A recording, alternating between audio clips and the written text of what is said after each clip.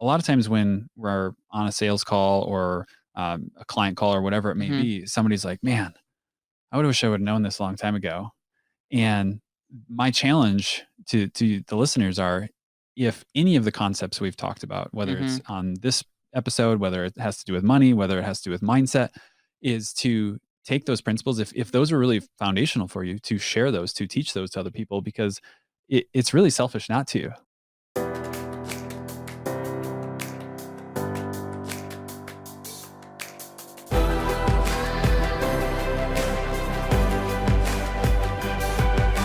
This is BetterWealth with Caleb Guilliams. Hey everyone, welcome back to another episode of the BetterWealth Breakdown, where we break down ideas, concepts, and thoughts from around the world to help you live a more intentional life. And I'm here in the studio with Right Hand Dan.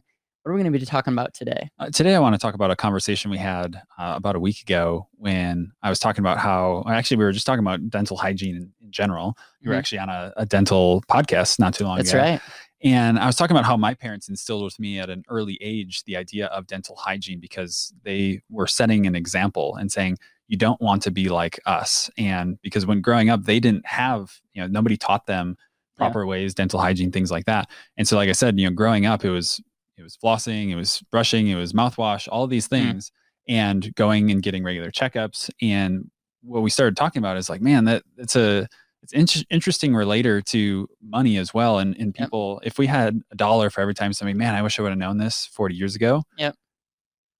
That would be really powerful for them. And so my thought was, well, the same thing that I'm talking about with dental hygiene is the same is true with money. Is like, if we could just instill these things, like if you learn these things at a young age, or now you're just learning about it now, it would be really powerful for you to take that concept and teach it to other people. And so what I was thinking about is, a lot of times when we're on a sales call or a client call or whatever it may be, somebody's like, man, I would wish I would have known this a long time ago.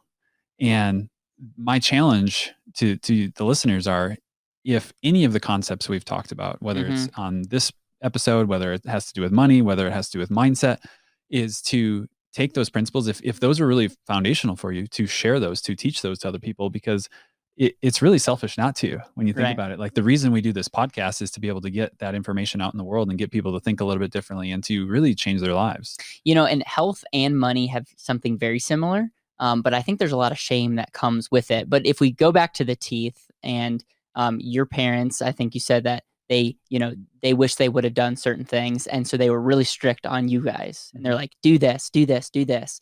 And you guys didn't. I mean, I'm not sure about your brother, but you guys didn't have any cavities. No, never. And that's an example of teaching, raising the next generation, and passing on the knowledge. When it comes to money, we see generation after generation after generation make the same mistake. And the families that are actually, I'll call winning, what are they doing differently? They're sharing the do's and the don'ts. And I don't think there's like this negative stigma as it relates to money. I've heard this quote so many times in the last couple of weeks. It's the root of all money is evil. And that's like, they quote that from the Bible, but it's actually the love of money is the root of all evil. And I think a lot of people have this idea that money is this like evil thing. And so as a result, like, even if they have money, you see some parents not teaching their kids. But then you see a lot of people that did a poor job, and they go, okay, well, like, why aren't you teaching your kids what not to do? Right. I don't know. It's something interesting, but we have been seeing a movement, and now it's small, but we're seeing this with people rising up and saying, hey, we're going to not just teach our children, but we want to start a community of people that actually get that this money is a tool. Well, and Jeremy talks a lot about your household economy, generational wealth, all those things. We talk about how the Rockefeller family has been instilling a lot of these principles for 6 generations. And it's just so powerful to think that what you're doing today could have a legacy impact, not just on your kids or your kids' kids, but kids, and so on and so forth. And, Jeremy was talking about for Thanksgiving coming up here, that his family is going to do like a team meeting, like a family meeting, to get clear on like, where are you guys at? Where are we at as a family? What is important to us? How do we want to show up powerfully in 2021? And I just think that idea is so cool, to be able to take a lot of these things that we're learning. And sometimes I think parents tend to think that, well, my kids won't be interested. But I actually think it's more so the culture that you're creating within your own family dynamic of, if you think it's foundational to your family, they will find that interest. Yeah.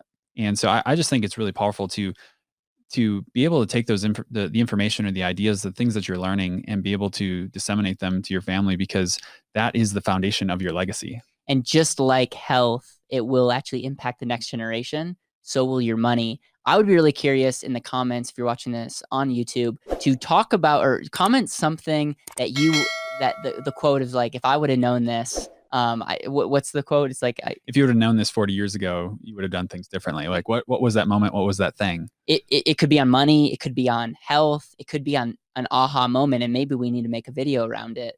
But we really appreciate you. Thank you for another great episode. And I hope you have an intentional rest of your day.